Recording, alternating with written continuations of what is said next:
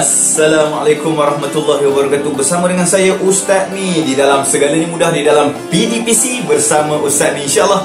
Amin ya rabbal alamin. Apa khabar adik? Sehat? Bersama dengan keluarga adik-adik di rumah? Ke kelas online sekarang? Okey, apa pun adik-adik, kita kena mengucapkan syukur kepada Allah Subhanahu Wa Taala kerana Allah Taala masih memanjangkan umur kita dengan kesihatan yang baik. Ya, dan pada hari ini kita bersyukur pada Allah dapat kita bertemu lagi di dalam PDPC bersama Ustaz Mi dalam usaha kita untuk mempelajari agama kita. Alhamdulillah, alhamdulillah, alhamdulillah. Okey adik-adik dah tengok kan belakang Ustaz Mi ni, background kali ni ialah masjid. Adik-adik rasa kat masjid ni kan, banyak-banyak masjid daripada tadi sampailah sekarang ni. Rasa-rasalah apakah tajuk kita pada hari ni? Cuba adik-adik jawab. Masjid-masjid di dunia? Salah. Lagi. Masjid tercantik di dunia? Salah. Lagi? Masjid tertua di dunia? Semua salah. Okey adik-adik, kalau adik-adik nak tahu tajuk kita pada hari ni, dan Ustaz Mi letakkan di belakang ni background masjid, adik-adik fikirkan di manakah terletaknya masjid ni, dan kita akan dapat jawapan tu. Okey, dah fikir? Rasa-rasa dekat manakah masjid ni? Ya, pandai. Turki. Okey, Turki. Dan pada hari ini kita akan belajar apa adik? Ya, pandai. Sebab apa? Tajuk sirah kan? Sebab tajuk sirah. Jadi kita akan belajar hari ini adik-adik berkaitan dengan satu kerajaan yang hebat pada masa dahulu yang bernama Kerajaan Turki Uthmaniyah ataupun Kerajaan Uthmaniyah. Okey adik ya? Hari ini kita akan belajar Kerajaan Uthmaniyah. Okey, jadi Ustaz Mi tak nak buang masa. Okey, jom kita tengok kecemerlangan dia. Yang ada nasyid menyebutkan apa tu? Apa nasyid tersebut kalau adik pernah dengar lah? Dah lupa lah tu. Nasyid tersebut, adakah kau lupa kita pernah berjaya? Adakah kau lupa kita pernah berkuasa, memayungi 2/3 dunia. Sambung. Kalau Ustaz Mi nyanyi lagi, tak habis apa kita nak belajar hari ni. Okey dia. Jadi kita jangan lupa bahawa kita pernah berjaya dulu adik-adik. Dengan pegangan kita dengan Islam, pegangan kita tentang jihad untuk menegakkan agama Islam, maka Islam dulu pernah berjaya. Okey, tentu adik-adik teruja kan apa yang kita nak dapat pada hari ini. Okey, tak nak buang masa adik-adik, jom kita tengok yang pertama sekali adik-adik. Hari ini pendidikan Islam KSSM tingkatan 5 bidang sirah pelajaran yang ke-16. Tajuk kita ialah Kerajaan Uthmaniyah. Tajuk apa adik-adik? Kerajaan pandai. Kerajaan Uthmaniyah. Adik-adik boleh rujuk buku teks pendidikan Islam tingkatan 5, dan muka surat yang kita akan pelajari pada hari ini ialah muka surat 164 hingga 174. Adik-adik boleh buka buku teks agar kita tak tersasar daripada tajuk yang kita belajar. Adik-adik boleh tengok dekat paparan ni, dan adik-adik boleh juga melihat buku teks adik-adik sebagai rujukan kita pada hari ini. Okey, cantik. Jom kita tengok adik-adik objektif pembelajaran kita pada hari ini. Okey, apa yang kita nak tahu pada hari ini? Apa yang kita nak dapat pada hari ini selepas adik-adik belajar dengan Ustaz Mi? Okey, yang pertama sekali adik-adik, menyatakan sejarah Kerajaan Uthmaniyah secara ringkas. Kita akan tengok sejarah Kerajaan Uthmaniyah ni, mana datang kerajaan ni. Yang tu.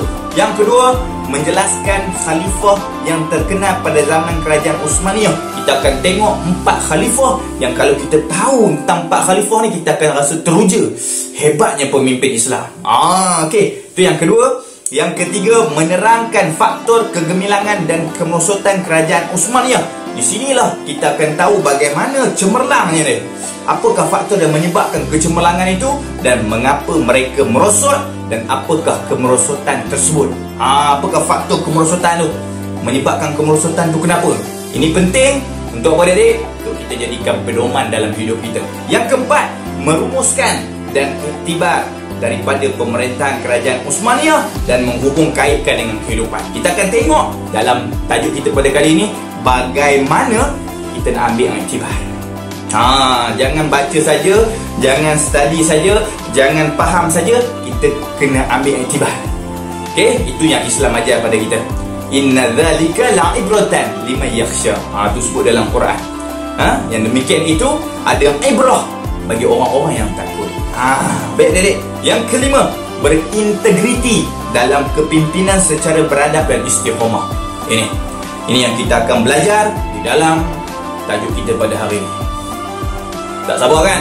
Okey, oleh kerana adik-adik tak sabar, Ustaz Mi pun dah tak sabar. Jom kita tengok kerajaan Osmaniyah. Di paparan ni adik-adik tengok ada peta, dan juga di paparan ini adik-adik Ustaz Mi letakkan secara ringkas permulaan kerajaan ini. Kesultanan Turki Uthmaniyah merupakan antara empayar terhebat dalam sejarah dunia dan digeruni pada abad ke-15 hingga 17 Masihi.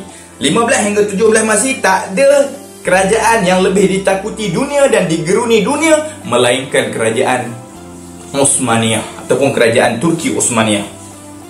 Kerana apa? Kerana kekuatannya. Nanti kita tengok faktor kegemilangan dia. Okey, empayar Turki Uthmaniyah menguasai Laut Mediterranean. Ni yang kata hebat ni. Laut Mediterranean, Afrika Utara, Balkan, Anatolia, Crimea, Syam dan Hijaz. Empayar Turki Uthmaniyah ditubuhkan oleh seorang sultan ataupun pemerintah yang bernama Osman bin Ertugrul pada tahun 1299 Masihi di wilayah Anatolia. Osman berasal dari susul galur empayar Turki Seljuk dan Kesultanan Rom Seljuk yang berpecah menjadi negeri-negeri kecil yang dipanggil Beylik. Ni bahasa Turki lah. Okey, Beylik. Okey, ini secara dasarnya ataupun asasnya. Dan adik-adik boleh tengok di situ Ustaz Mi letakkan beberapa peta. Peta yang dekat bawah tu ialah peta benua. Adik-adik tengok yang dikuasai oleh kerajaan Osmaniyah ini sebahagian besar, adik tengok yang kat tengah tu, Afrika, Asia dan Europe. Maksudnya Eropah, Asia, Afrika. Ini satu bahagian yang dikuasai, sebahagian besar dikuasai oleh kerajaan Osmaniyah. Yang dekat bawah tu warna kuning, adik-adik. Warna kuning tu, ni kawasan Eropah ni. Warna kuning itu, adik-adik, dikuasai oleh kerajaan Osmaniyah. Dikuasai oleh kerajaan Osmaniyah. Yang warna kuning tu, adik-adik boleh tengok. Kemudian Anatolia, ni yang dikatakan Anatolia. Osman bin Ertugrul pada tahun 1299 di wilayah Anatolia. Dia yang tubuhkan. Ni dia yang kata Turki tu, Anatolia. Kemudian ke atas ni the Balkan. Balkan ni adalah di antara yang dibuka oleh kerajaan Osmaniyah. Adik-adik faham? Cantik. Seterusnya kita tengok peta negara Turki. Inilah peta negara Turki yang warna hijau tu. Ada dalam buku teks, dia boleh tengok lah. Ustaz Mi sambungkan aja, kemudian buat macam ni. Tapi kenapa kosong? Ni yang masjid yang Ustaz Mi tunjuk tadi. Ustaz Mi tunjuk ada masjid ni tadi kan. Masjid ni ada kat mana ni? Dekat Turki, di bandar-bandar besar Turki. Kita tengok nama-nama masjid satu persatu. Jom. Ustaz Mi saja letak A, B, C, D sebab nanti ada soalan dalam quiz Ustaz Mi di Google Form nanti. Jadi adik-adik kena hafal lah. Yang pertama A dekat atas tu, Masjid Selimiye ataupun Masjid Erdine di bandar Erdine. B, Masjid Hagia Sophia ataupun dalam bahasa mereka Hagia Sophia di bandar Istanbul. C, Masjid Molla Celebi, Masjid Sogut di bandar Sogut. Masjid Molla Celebi, nama ni sedap ni. Molla Celebi kan, sedap nama dia. Tapi kita panggil masjid tu Masjid Sogut di bandar Sogut. Dan bandar seterusnya ialah Masjid Agung Bursa ataupun nama yang dikenali sebagai Masjid Ulu Camik di bandar Bursa. Inilah 4 masjid yang berada di bandar-bandar besar di negara Turki. Adik-adik, hebat tak? Hebat, memang cantik. Kalau adik-adik berpeluang, ada rezeki, pergilah adik-adik. Cantik kan? Masa video yang Ustaz Mi letak di background Ustaz Mi mula-mula tadi kan. Cantik adik-adik. Rasa best kalau nak pergi kan. Seterusnya. Sejarah kerajaan Osmaniyah. sejarah kerajaan Uthmaniyah ini Ustaz Mi letak dalam track macam mana yang berlaku di dalam buku tag. Dia pun buat track, Ustaz Mi buat track Ustaz Mi sendiri. Bukan nak race lah, nak nak tunjuk bagaimana permulaan kerajaan ini, adik-adik. Okey, bagaimana permulaan kerajaan ini. Okey, kita tengok dekat sini. Okey. Nama asal kerajaan sempena nama pemerintah pertama iaitu Uthman bin Ertugrul, merupakan pengasas kerajaan Uthmaniyah. Okey, dia merupakan pengasas. Siapa dia? Uthman bin Ertugrul. Ingat tu, Uthman bin Ertugrul. Jadi nama dia pun kerajaan Uthmaniyah ambil sempena nama dia, merupakan pengasas kerajaan Uthmaniyah. Itu yang pertama. Yang kedua, tempoh pemerintahan bermula pada tahun 1924 Masihi. Bermula pada tahun 1299 Masihi hinggalah 1924 Masihi. Ni dia punya, orang kata apa, tempoh pemerintahan. Okay? Kemudian kita pergi terus yang nombor 3 tu, adik-adik. Kawasan pemerintahan meliputi apa? Macam mana map kat bawah tadi yang Ustaz Mi cerita di awal tadi. Dia berada di satu kelompok, adik-adik. Satu kelompok. Satu kelompok benua. Ada 3 benua yang dikuasai sebahagian besar. Yang pertama, benua Asia, benua Eropah dan benua Afrika. Sebahagian besarnya dikuasai oleh kerajaan Uthmaniyah. Okey, kita pergi yang keempat. Bilangan pemerintah 37 orang. Daripada 37 orang tu, kita pergi yang kelima. Antara pemerintah yang terkenal ada 4 kerana sumbangan mereka kepada kerajaan Uthmaniyah. Jom kita tengok satu persatu nama dia. Ingat, okey, yang pertama Sultan Uthman bin Ertugrul. Yang kedua Sultan Murad I. Yang ketiga Sultan Muhammad Al-Fatih. Yang keempat Sultan Sulaiman Al-Qanuni. Boleh? Boleh, adik-adik? Okey, adik-adik tengok balik, cuba hafal. InsyaAllah 4 ni. Sikit adik-adik boleh hafal, insyaAllah. Yang keenam, pemerintah terakhir. Siapa dia? Sultan Abdul Majid II. Ini pemerintah terakhir. Okey? Sebelum kejatuhan kerajaan Turki Uthmaniyah. Okey, pusat pemerintahan. Pusat pemerintahan dia berubah-ubah. Sebab tu tadi adik-adik tengok masjid kan? Masjid tu, masjid-masjid di bandar-bandar besar bermula dengan masjid yang tadi tu, masjid Sorgut ada dalam tu, dekat Bursa ada masjid, dekat Erdini ada masjid, dekat Istanbul ada masjid. Jadi kita tengok bermula pusat pemerintahan pertama di Sorgut pada tahun 1229 hingga 1355 Masihi. Kemudian berubah pergi ke Bursa 1355 Masihi hingga 1363 Masihi. Berubah lagi pergi ke Erdini iaitu pada tahun 1363 hingga 1453 Masihi. Ustaz Mi baca macam laju je kan. Nak ingat? Susah. Tapi tak apa, adik-adik. InsyaAllah soalan macam ni memang kurang lah ada. Kalau ada memang jam lah. Kod mana pun kena hafal. 1363 Masihi, 1453 Masihi. Yang keempat Istanbul 1453 Masihi hingga 1924 Masihi. Inilah pusat pemerintahan sepanjang tempoh pemerintahan kerajaan Uthmaniyah. Adik-adik, jelas track dia? Jelas? Sejarah dia? Cantik. Adik-adik mesti faham ni, adik-adik bijak insya-Allah. Okey adik-adik, kita teruskan lagi. Kita pergi kepada ini dia. 4 pemimpin yang terkenal ataupun tokoh terkenal kerajaan Uthmaniyah. Ada berapa tokoh tadi? Ataupun ada berapa pemerintah kerajaan Uthmaniyah? Ada 37 orang. Daripada 37 orang itu, 4 orang ini adalah antara yang hebat dan terkenal. Okey, jadi kita tengok yang pertama. Tak lain tak bukan, adik-adik, iaitu pengasas kerajaan Uthmaniyah yang bernama Sultan Uthman bin Ertugrul. Sultan Uthman bin Ertugrul, dia lahir pada 656 Hijrah ataupun 1258 Masihi. Dia wafat ataupun mangkat pada 726 Hijrah 1326 Masihi. Tempoh pemerintahan dia 27 tahun. Jawatan dia pemerintah pertama kerajaan Uthmaniyah, membawa gelaran Sultan Uthman bin Ertugrul. Yang tu. Kemudian sumbangan. Sumbangan dia apa? Ia menyatukan wilayah Anatolia selepas ditinggalkan Byzantine. Nak tahu wilayah Anatolia tu apa dia? Ini dia. Ini wilayah Anatolia. Dialah yang menyatukan wilayah Anatolia selepas ditinggalkan Byzantine. Kemudian dia isytiharkan kemerdekaan Anatolia dan dia merupakan pengasas kerajaan Osmaniyah. Ni banyak kali ulang ni, tak ingat tak tahulah. Kan? Okey, kita terus kepada pemerintah terkenal kedua. Kedua, nama dia Murad I bin Urkhan. Tarikh lahir dia 726 Hijrah, 1325 Masihi. Tarikh mangkat dia 791 Hijrah, 1388 Masihi. Dan tempoh pemerintahan dia agak lama, 30 tahun. Jawatan pemerintah ketiga kerajaan Osmaniyah. Apa dia buat? Dia membentuk satu pasukan dipanggil Janissary. Janissary ni apa? Adik-adik boleh tengok di bawah tu, Ustaz Mi ada bulat merah kat situ. Pasukan Janissary terdiri daripada unit-unit infanteri yang membentuk pasukan pengawal peribadi bagi keluarga pada Sultan Osmaniyah. Inilah Janissary. Nak cerita pasal Janissary ni sebenarnya panjang lagi, tapi cukuplah.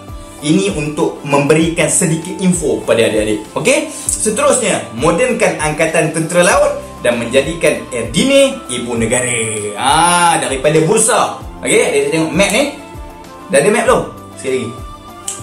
Ada map belum? Okey, dia yang tukar daripada Bursa pergi ke mana? Pergi ke Edirne. Okey. Siapa dia? Murad I. Seterusnya, kita tengok satu pemerintah yang dikenali ramai sampai orang dah buat filem dah, Muhammad Al-Fatih. Adik-adik boleh tengok ada translation dalam bahasa Indonesia. Okey adik-adik. Nama dia siapa? Pemerintah terkenal ketiga ni Muhammad Al-Fatih bin Murad II. Bila dia lahir? 833 Hijrah, 1429 Masihi. Tarikh mangkat 886 Hijrah, 1481 Masihi. Tempoh pemerintahan dia 31 tahun. Jawatan dia pemerintah ketujuh kerajaan Osmaniyah. Inilah pemerintah ketujuh yang hebat, yang dapat membuka satu kota yang pernah disebut oleh Nabi Muhammad sallallahu alaihi wasallam di dalam hadis riwayat Ahmad. Dia dapat buka apa adik? Membuka kota Konstantinopel pada tahun 857 Hijrah, 1453 Masihi. Sangat dibanggakan orang Islam. Kita tengok kisah cerita tu adik-adik, kita tengok macam mana dia tu pemimpin. Allahu Akbar. Okey, adik-adik nak tahu cerita dia? Adik-adik tengok video tu, filem tu, cantik. Kemudian, menyatukan empayar di utara Balkan bagi mengelakkan serangan Hungary. Utara Balkan tadi kan, Ustaz Mi dah tunjukkan tadi. Okey, ini dia utara ini dia peta Balkan. Di utara Balkan dia menyatukan empayar utara Balkan ini bagi mengelakkan serangan Hungary. Okey, seterusnya mewakafkan Hagia Sophia sebagai masjid. Yang tadi itulah Masjid Hagia Sophia, ataupun kita panggil Hagia Sophia ni bahasa Turki. Bahasa kita Ayasofya. Ayasofya, okey? Masjid yang cantik. Ya, dia yang wakafkan. Asalnya Hagia Sophia ni adalah gereja. Kemudian bila Islam dapat tawan, maka dibina di situ, ditukar daripada gereja menjadi Masjid Hagia Sophia. Okey, ataupun Hagia Sophia.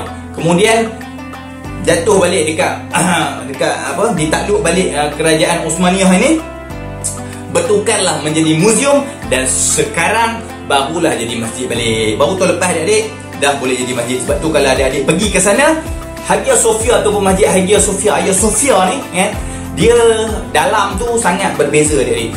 Dia tak macam masjid-masjid lain sebab dia pernah jadi church, dia pernah jadi gereja, dia pernah jadi muzium dan sekarang dia jadi masjid balik. Jadi dalam tu kita boleh tengok, nampak macam bentuk gereja pun ada, nampak dalam bentuk muzium pun ada, dan nampak macam masjid pun ada. Campur dan ia sangat unik. Apa pun sekarang dia dah jadi masjid, kita boleh semayang dalam tu. Hebatlah adik-adik. Cantik. Kemudian dia buat apa lagi? Wakafkan Hagia Sophia sebagai masjid dan membina kompleks di Al-Fatih. Kompleks Al-Fatih. Nama dia. Membina kompleks Al-Fatih. Itu dia Muhammad Al-Fatih. Jadi inilah dia. Nanti kita akan tengok hadis dia. Sebelum kita tengok hadis dia, kita tengok khalifah ataupun pemerintah yang keempat yang terkenal daripada 37 pemerintah kerajaan Osmaniyah. Siapa dia? Sulaiman Al-Qanuni bin Salim I. Sulaiman Al-Qanuni bin Salim I. Okey, tarikh lahir dia bila? 900 Hijrah, 1494 Masihi. Bila dia wafat ataupun mangkat, 974 Hijrah, 1566 Masihi. Tempoh pemerintahan yang lama selama 48 tahun. Dan bila lama, maka banyaklah yang dia buat untuk agama kita. Okey, jawatan pemerintah ke-10 Kerajaan Osmaniyah. Dia pemerintah ke-10. Apa dia buat? Membuka Belgrade. Adik-adik tahu Belgrade kat mana? Jom kita tengok map. Ini dia. Inilah Belgrade. Dan adik-adik boleh tengok di sinilah Sultan Sulaiman Al-Qanuni bin Salim I buka. Okey, kemudian dia membuka Algeria dan Tunisia. Nak tahu kat mana Algeria dan Tunisia? Jom kita tengok map sekali lagi. Dah ada belum? Ya, dah ada. Okey, yang Ustaz ni bulatkan tu, itulah dia Algeria dan Tunisia. Seterusnya, dia menyusun undang-undang yang dikenali sebagai Kanuname. Okey, inilah undang-undang yang disusun oleh Sulaiman Al-Qanuni bin Salim I, dan dia mengadakan hubungan diplomasi dengan Perancis yang merupakan sebuah kuasa besar. Inilah di antara cara dia nak mengukuhkan pemerintahan dia. Okey, adik, inilah 4 daripada tokoh ataupun 4 daripada pemerintah kerajaan Osmaniyah yang terkenal. Jadi adik boleh tengok sekali lagi, dan adik boleh senang nak tengok adik. Ustaz Mi dah bezakan antara 4. Ustaz Mi letak sekali, nak tahu gambar, tengok atas sekali, itulah gambar dia. Dan kita boleh bezakan sumbangannya dan tempoh pemerintahan dia, tarikh mangkat, tarikh lahir dan juga namanya. Boleh tengok berulang-ulang supaya dapat mantapkan lagi ingatan kita. Okey adik, kita boleh teruskan lagi. Okey, cantik adik-adik. Adik-adik memang semangat lah, best lah. Okey adik-adik, sekarang kita akan tengok hadis yang Nabi Muhammad SAW sebut tentang seorang tokoh pemerintahan kerajaan Osmaniyah yang hebat. Siapa dia? Tengok gambar tu. Siapa dia? Pandai, Sultan Muhammad Al-Fatih. Jom kita baca hadisnya. Okey? La tuftahanna al-Qustantiniyah fala ni'mal amiru amiruha wala ni'mal jaishu zalikal jaish. Nampak? Baca hadis pun semangat. Sebab apa? Sebab cerita hebat ni tadi. Ustaz Mi ulang. La tuftahanna al-Qustantiniyah fala ni'mal amiru amiruha wala ni'mal jaishu zalikal jaish. Semangat tadi. Kan? Ini satu orang kata hadis yang sangat hebat. Adik-adik menyebabkan kita rasa teruja nak tahu tentang siapakah Sultan Muhammad Al-Fatih. Sebab dia disebut oleh Nabi kita Nabi Muhammad SAW, yang Nabi kalau dia sebut wa ma yantiqu anil hawa in huwa illa wahyun yuha. Nabi dia takkan cakap ikut hawa nafsu dia, ikut fikiran dia, tak. Nabi dia bercakap atas dasar wahyu daripada Allah. Dan Nabi mengatakan daripada Abdullah bin Bishr Al-Khas'ami, daripada ayahnya meriwayatkan bahawa Rasulullah SAW bersabda, sesungguhnya Konstantiniyah, iaitu kota Konstantinopel, akan dibuka. Sebaik-baik ketua ialah ketuanya, dan sebaik-baik tentera ialah tenteranya. Hebat adik. Hebat adik-adik. Perancangan yang agak lama. Kalau adik-adik tengok cerita ni, memang best.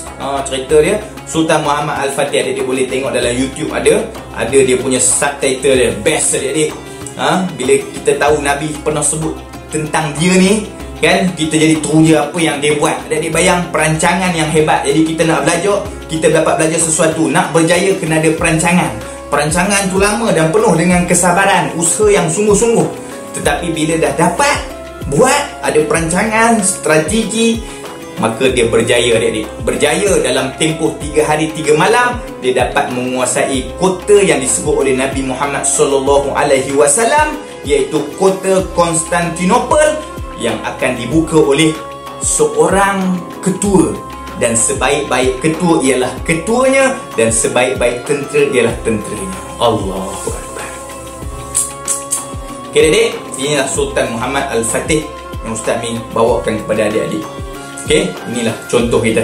InsyaAllah kalau adik-adik berpeluang, tengoklah filem tu, dapat lagi pengajaran daripada filem yang kita tengok tu, insyaAllah. Baik adik-adik, sekarang kita tengok faktor kegemilangan kerajaan Osmaniyah ni yang kenapa sampai hebat sangat ni. Kenapa sampai hebat? Dia hebat, dia gemilang kerana 4 aspek yang dia telah mencapai kecemerlangan. Okey, faktor kecemerlangan dia melibatkan yang pertama pentadbiran. P, K, S, K. P pertama pentadbiran. P, K. K keilmuan. S sosial. K ketenteraan. P, K, S, K. Ni kaedah akronim yang yang adik-adik boleh mudah nak ingat. Okey, kita tengok satu persatu pentadbiran di hujung sana. Nombor 1, pemerintah berperanan dengan berkesan sebagai ketua tentera dan hakim tertinggi. Tu pemerintah dia main peranan sungguh. Dia jalankan amanah dengan baik. Maka sebab itulah kita kena pilih pemimpin yang berwibawa dan memang dia pegang amanah dengan baik. Jadi inilah kesan dia. Pentadbiran dia mantap kerana pemerintah berperanan dengan berkesan sebagai ketua tentera dan hakim tertinggi. Ketua tentera adik-adik, sultan bukan duduk dekat rumah, tak, dia perang sekali, duduk depan sekali. Allahu Akbar. Yang kedua, pemerintah menyelaraskan pemerintahan dan keagamaan dibantu oleh pegawai pentadbiran.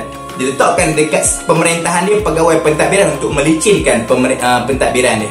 Okey, yang ketiga, penguasaan laluan di antara benua Eropah dengan benua Asia apabila menguasai Selat Dardanelis dan Selat Bosporus. Okey, inilah dari segi pentadbiran. Keilmuan, dia menjadikan masjid sebagai pusat perkembangan ilmu. Allahu Akbar.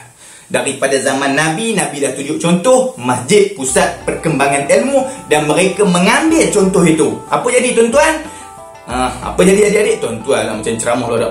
Masjid sebagai pusat perkembangan ilmu sehingga mencapai kedudukan yang tinggi dalam bidang ilmu pengetahuan. Dia buat masjid sebagai pusat perkembangan ilmu. Nampak? Bukan setakat agama. Dalam tu ada bidang pengetahuan, falsafah, kesenian, seni bina dan teknikal. Semua ada dalam masjid. Okey, yang kedua, menaik taraf dan membina institusi masjid seperti Masjid Kasbah di Algeria untuk merancangkan aktiviti keagamaan. Rancangkan lagi dan dia buat satu masjid namanya Masjid Kasbah di Algeria. Okey, itu dari sudut keilmuan. Sosial, faktor kecemerlangan kerajaan Osmaniyah, dia menjaga kebajikan rakyat. Penjagaan kebajikan rakyat menerusi bantuan kepada golongan yang memerlukan. Sangat menjaga kebajikan rakyat menyebabkan dia mencapai kecemerlangan. Yang kedua, mewujudkan suasana harmoni dalam masyarakat. Yang ketiga, sistem wakaf yang sistematik meliputi aspek keperluan asas pendidikan dan kesihatan. Maknanya sistem wakaf ni dia memainkan peranan penting. Untuk apa? Untuk menjaga kebajikan rakyat. Sebab sistem wakaf ni dia yang sistematik ini dia buat meliputi aspek keperluan asas pendidikan dan kesihatan. Jadi cantiklah. Cantiklah penjagaan kebajikan rakyat tersebut. Okey, yang keempat, ketenteraan. Okey, ketenteraan, faktor kegemilangan kerajaan Osmaniyah yang pertama, semangat jihad yang tinggi dalam kalangan tentera demi mempertahankan agama dan negara. Ini memang contoh yang dibawa oleh Nabi Muhammad SAW yang mereka gunakan. Bila dah jadi tentera, dalam hati mereka ada satu semangat jihad yang tinggi. Macam mana Nabi dulu bersama dengan sahabat-sahabatnya mempertahankan agama dan negara. Ini yang menyebabkan mereka cemerlang. Yang kedua, menjaga kebajikan tentera dengan menyelaraskan sistem kenaikan pangkat, imbuhan dan kelengkapan senjata. Maknanya kebajikan tentera dijaga. Ini menyebabkan lagilah orang kalau dapat penghargaan, lagilah mereka merasa bersemangat untuk berbakti kepada negara. Okey adik, cantik. Okey, inilah 4 faktor kegemilangan kerajaan Osmaniyah. Okey, sekarang kita tengok seterusnya. Yang ini cerita buruk adik-adik, cerita buruk. Sebab kerajaan Osmaniyah dia akan mengalami kejatuhan, kemerosotan. Itu cerita buruk. Kan? Apa pun kita kena tahu adik-adik supaya kita dapat muhasabah balik diri kita dan ambil iktibar. Okey, faktor kemerosotan kerajaan Osmaniyah. Yang pertama, kemerosotan ekonomi dan beban hutang negara yang tinggi. Ni faktor pertama dia. Ekonomi menurun, merudum. Jadi macam mana? Macam mana nak jana lagi? Ekonomi pun dah merudum. Okey, yang kedua, Gerakan yang menuntut kemerdekaan daripada wilayah-wilayah menyebabkan negara tak stabil. Ni masalah. Okey, yang ketiga, kelemahan sistem pendidikan menyebabkan kekurangan tenaga mahir untuk membangunkan negara. Orang dalam pendidikan tak ada. Bila tak ada, macam mana kita nak lahirkan tenaga mahir untuk bangunkan negara? Orang dalam negeri kita pun tak ada untuk bentukkan orang kita menjadi tenaga mahir. Maka ini antara faktor yang besar lah yang menyebabkan kejatuhan ataupun kemerosotan kerajaan Osmaniyah. Yang keempat, teknologi ketenteraan ketinggalan. Mana tak ketinggalan? Tenaga mahir tak ada, pendidikan pun lemah. Macam mana nak dapat buat sesuatu yang dahsyat? Tak ada, tak dapat buat adik. Allahu Akbar. Menyebabkan mereka ketinggalan berbanding dengan kuasa barat sehingga kalah dalam peperangan. Allahu Akbar. Okey, nampak tak kat sini menunjukkan bahawa apa? Pendidikan sangat penting dalam kehidupan kita. Dalam kita nak membentuk, orang kata apa? Satu kekuatan dalam negara kita. Penting adik-adik. Okey, yang kelima, yang terakhir, persaingan politik dalam istana dan perbuatan dalam kalangan putera-putera raja untuk mendapat kuasa. Ini pun masalah. Bila dalam hati dah ada dunia, habis lah. Habis. Habis. Senang Ustaz Mi cakap, habis. Bila dah ada dunia, orang dulu dia buat sesuatu kerana Allah. Dia tak ada kira nak dapat jawatan, nak dapat jadi ketua dan sebagainya, tak. Jadi mereka buat tu semata-mata kerana Allah. Faham adik? Jadi bila dah ada nak perebutan kuasa dan sebagainya, ini menyebabkan kemerosotan kerajaan Osmaniyah. Okey. Yang terakhir, habis dah adik, ini yang terakhir, iktibar daripada pemerintahan kerajaan Osmaniyah. Kita kena ambil iktibar ni adik-adik sebagai pengajaran dalam kehidupan kita, dan kita tak nak jadi macam tu. Yang mana yang baik kita ambil, grab. Yang mana yang buruk kita jadikan sempadan. Orang panggil apa? Jadikan iktibar. Okey, itu yang Islam ajar pada kita. Inna fi dzalika la'ibratan liman yakhsha. Sungguhnya yang demikian itu ada iktibar yang menyebabkan engkau takut kepada Allah. Okey, jadi kita tengok satu persatu. Sebagai umat Islam, kita hendaklah memilih pemimpin yang berwibawa supaya urusan pentadbiran berjalan lancar. Ini penting. Kita kalau nak bagi negara kita hebat, tak kira lah negara ke, organisasi ke, nak bagi hebat, pentadbiran berjalan lancar, carilah, pilihlah pemimpin yang berwibawa. Okey? Kalau pemimpin masalah, orang bawah pun masalah. Okey? Cantik. Yang kedua, sebagai umat Islam, kita hendaklah sentiasa memperbanyakkan penerokaan ilmu agar mampu bersaing di peringkat antarabangsa. Kau Ustaz Mi bagi tahu faktor kemerosotan tadi sebab apa? Kurangnya tenaga mahir. Kurangnya tenaga mahir, kemudian kurangnya orang-orang yang berilmu untuk menyampaikan ilmu, kelemahan sistem pendidikan, kemudian daripada situlah kita ketinggalan. Jadi penting tak? Penting memperbanyakkan penerokaan ilmu agar kita mampu bersaing di peringkat antarabangsa. Yang ketiga, sebagai umat Islam, kita hendaklah sentiasa menghayati semangat cinta akan negara. Macam orang dulu-dulu, zaman Nabi dulu, mereka cintakan negara, jihad kerana Allah Subhanahu Wa Taala.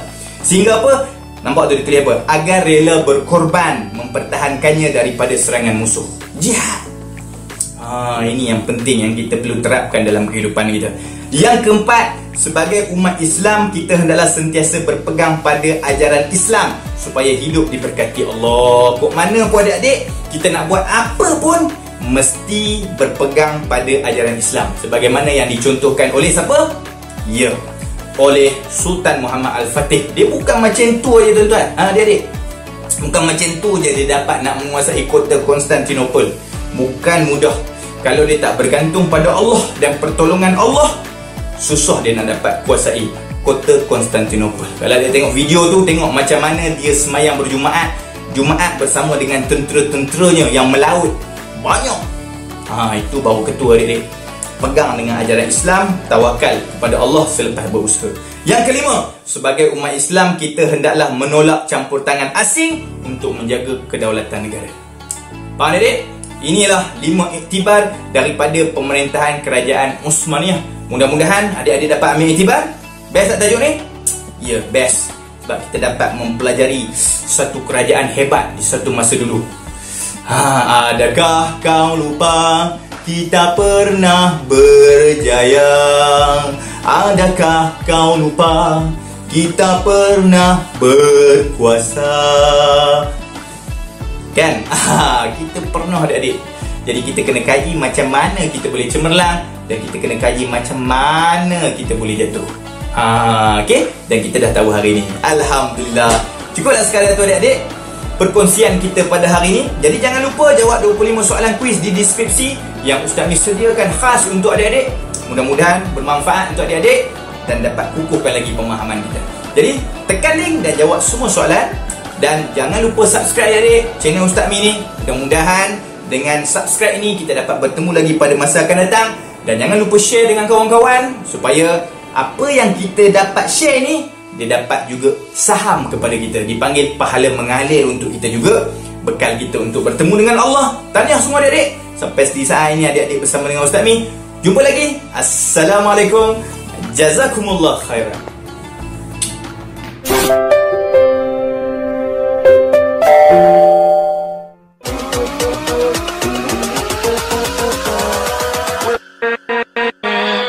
With